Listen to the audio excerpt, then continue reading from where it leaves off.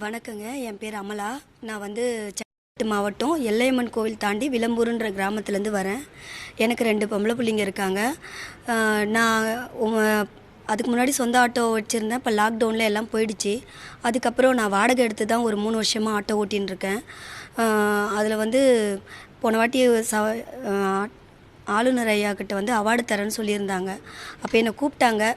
நான் வந்தேன். அப்போது ஐயா கிட்ட நான் ரெக்வஸ்ட் வச்சேன், இந்த மாதிரி எனக்கு வாடகை வண்டி ஓட்டுறேன், எனக்கு சொந்த வண்டி இருந்தாக்கா கொஞ்சம் நல்லாயிருக்கும் அப்படின்னு சொல்லிட்டு போயிட்டேன். நான் சொல்லி ஒரு 3 மாதம் ஆயிடுச்சு. நான் அதை சொன்னதோடு சரி. அதுக்கப்புறம் அதை நான் ஃபாலோலாம் பண்ணலை. அதுக்கப்புறம் எனக்கு ராஜ்பவன்லேருந்து கால் வந்தது, இந்த மாதிரி உங்களுக்கு ஆட்டோ இது பண்ணியிருக்காங்க, நீங்கள் வாங்க அப்படின்னு சொல்லி கூப்பிட்டாங்க. சரின்னு சொல்லிட்டு வந்து பார்த்தா அது மாதிரி ஆட்டோ உங்களுக்கு ஓகே ஆகிடுச்சி அப்படின்னு சொன்னாங்க. நான் அதை நினச்சி கூட பார்க்கல இந்த மாதிரி கிடைக்கும்னு சொல்லிட்டு. ஒரு நாளைக்கு எவ்வளோ மணி நேரம் ஆட்டோ ஓட்டுவீங்க? நான் அங்கேருந்து எங்கள் ஊர்லேருந்து பஸ் ஏறுது 6 மணிக்கு ஏறுவேன். இங்கே வரத்துக்கு 9 மணி ஆகிடும். 9 மணிலேருந்து வண்டி எடுத்து ஓட்டினேனாக்கா எனக்கு அன்றைக்கி ஃபுல் டே ஓட்டுவேன். நைட்டு 7 மணிக்கு பஸ் ஏறுவேன். திரும்ப அங்கே போகிறதுக்கு 9:30 10 கிட்ட ஆகிடும்.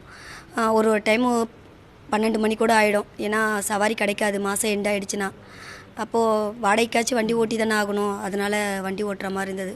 இப்போ சொந்த ஆட்டோ இருக்கிறதுனால எனக்கு இன்னும் கொஞ்சம் டைம் இது இருக்கும். டெய்லி வாடகை 400 கொடுக்கணும். இப்போ எனக்கு அந்த 400 கொஞ்சம் இதுவாக இருக்கும், சேவிங்ஸாக இருக்கும். என் பிள்ளைங்க படிப்புக்காக நான் எடுத்து வைப்பேன். ஒரு நாளைக்கு 8 மணி நேரத்துலேருந்து 10 மணி நேரம் வரைக்கும் ஆட்டோ ஓட்டுவீங்க. அதில் எவ்வளோ வருமானம் கிடைக்கும்? அதில் ஆட்டோ வாடகை கொடுத்தது போக உங்களுக்கு உணவு தேவைகள்லாம் இருக்குது, அதெல்லாம் போக ஒரு நாளைக்கு உங்களால் எவ்வளோ ஏர்ன் பண்ண முடிஞ்சது? அது ஃபேமிலிக்கு போதுமானதாக இருந்தது அதுக்கு முன்னாடி? ஏர்ன் பண்ணுறதுனா சேவ் பண்ணுறதுலாம் ஒன்றும் என்னால் பண்ண முடியாது. ஏன்னா எனக்கு கரெக்டாக இருக்கும். கடன் இருக்கிறதுனால கடன் கொடுக்க, சாப்பாட்டுக்கு. ஏன்னா பசங்க அங்கே ஸ்கூல் போகிறாங்க, அவங்களுக்கு அங்கே வண்டி சார்ஜி அந்த மாதிரி அதெல்லாம் நான் செய்கிற மாதிரி இருக்கும். என்கிட்ட சேவிங்ஸ்லாம் கிடையாது. ஒரு நாளைக்கு ஓட்டினோம்னா கரெக்டாக இருக்கும். ₹1 கூட எடுத்து வைக்க முடியாது. இப்போது சொந்த ஆட்டோன்றதுனால ஓரளவுக்கு நம்மளால் எதனா பைசா எடுத்து வைக்க முடியும். ஏன் ஆட்டோ ஓட்டணும்னு தேர்ந்தெடுத்தீங்க? எதனால் ஆட்டோ இவ்வளோ பழக்கணும், ஆட்டோ ஓட்டணும்?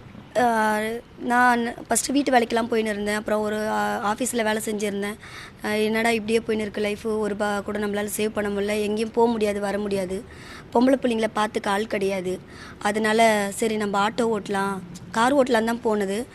அதுவும் நம்ம ஒரு இடத்துல கை கட்டி வேலை பார்க்குற மாதிரி இருக்கும் அப்படின்னு சொல்லி தான் ஆட்டோ ஓட்ட வந்தது. இப்போ இது நம்ம சொந்த கைத்தொழில், அதில் பண்ணலாம் அப்படின்னு சொல்லி தான் அதை செஞ்சது. ஒரு சொந்த